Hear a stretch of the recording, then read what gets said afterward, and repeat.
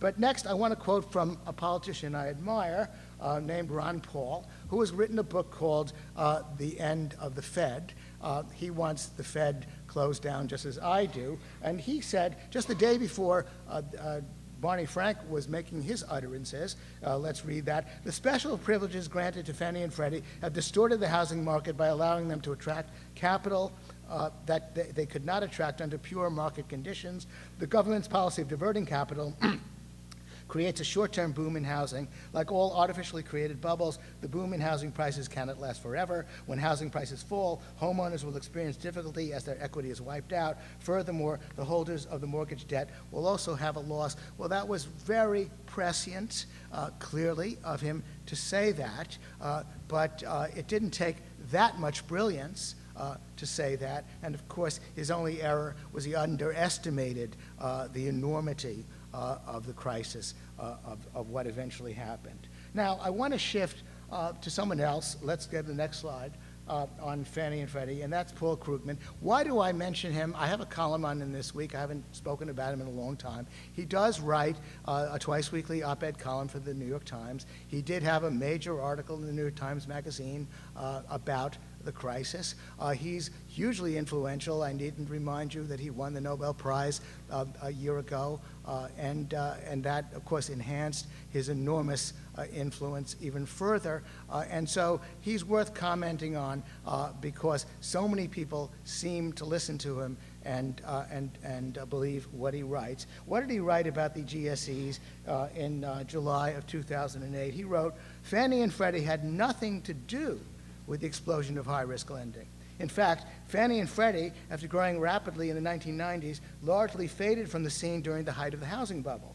Partly, that's because regulators, responding to accounting scandals of the companies, placed temporary restraints on both Fannie and Freddie that curtailed their lending just as housing prices were really taking off." Let's go to the next slide. Also, they didn't do any subprime lending because they can't by law. So whatever bad incentives the implicit federal guarantee creates have been offset by the fact the guarantee, which he granted, was true of Fannie and Freddie, the guarantee that you can't go bankrupt, you're too big to fail, was offset by the fact that Fannie and Freddie were and are tightly regulated with regard to the risk they can take. You could say that Fannie and Freddie experience shows that regulation works. Well, if you work at a weekly like I do, and you write such a thing, the fact checkers are going to get on your back. They can't by law? Could you show me the law? Well, he wouldn't have passed the most elementary fact checking.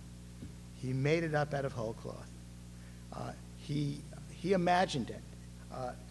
It's difficult for me to believe that anyone would want to take him seriously if he's capable of writing this in a national publication, making this declaration at a time when anyone who read anything about it, now I'm going to shift to the next slide because this is kind of amusing. If you're in the trade, you read Mortgage Bankers Magazine a few years ago, they announced something that everyone in the business knew. This is an article just by a reporter. It's published by the Mortgage Bankers Association. It's a trade magazine. What's it say? "The top executives of Freddie Mac and Fannie Mae made no bones about their interest in buying loans made to borrowers formerly considered the province of non-prime and other niche lenders." Speaking to a packed house, Richard Siren said, "Our success in the future depends on our ability to serve emerging markets." Next slide. The article continued. "Meanwhile, Fannie Mae Chairman and Chief Executive Officer Franklin Raines, he was the guy who worked for Clinton. He's worth about $100 million from his salary from Fannie, told mortgage bankers in San Francisco that this company's lender customers need to lend the best from the subprime market and bring the best from the prime market into that market. He offered praise for non-prime lenders that he said are some of the best marketers in financial services." The sort of thing, almost like any kid on the corner could have told you for nothing, Paul Krugman somehow did not know, and not only did not know, but made up the opposite about. To this day, I actually ran into an economist shortly after Krugman published that article who made that statement to me. Fannie and Freddie don't buy subprime mortgages. They can't by law. Taken for granted. This was printed in our newspaper of record by a Nobel Prize winning economist. Since we're talking about Krugman, let's go to the next slide and see what he said about the Federal Reserve. Now, in this case, I'm quoting a recent article he wrote called "How Did Economists Get It So Wrong?" It's all about the bubble, all about the meltdown. It doesn't mention Fannie Mae and Freddie Mac at all. Obviously, why mention them? After all, they were prevented by law from being involved in the crisis, so they were off the table. But what do we do about the Federal Reserve? Well, Greenspan, at least, honestly felt that his easy money policies had to be defended. Oh, he didn't do it, something else happened. At least he tried to join the issue.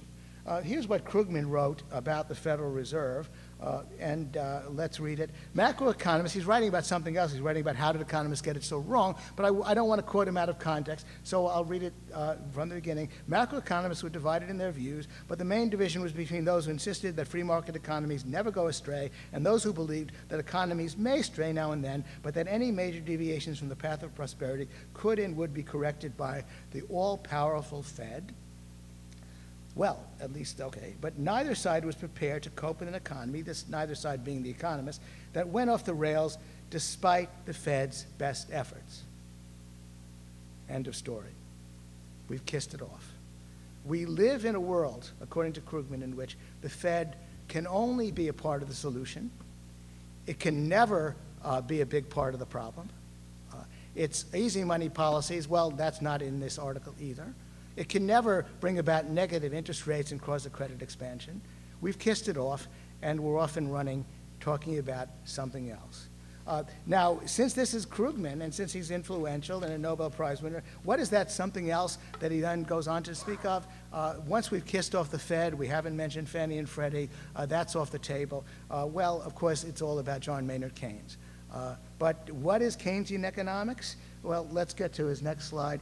He explains in the same article, I like to explain the essence of Keynesian economics with a true story that also serves as a parable, a small-scale version of the messes that can inflict entire economies. Consider the travails of the Capitol Hill babysitting co-op. The co-op was an association of about 150 young couples who agreed to help one another by babysitting for one another's children when parents wanted a night out. They issued each other coupons each being worth $1. I used to be in a babysitting co-op, so I was familiar with this. The co-op fell into recession.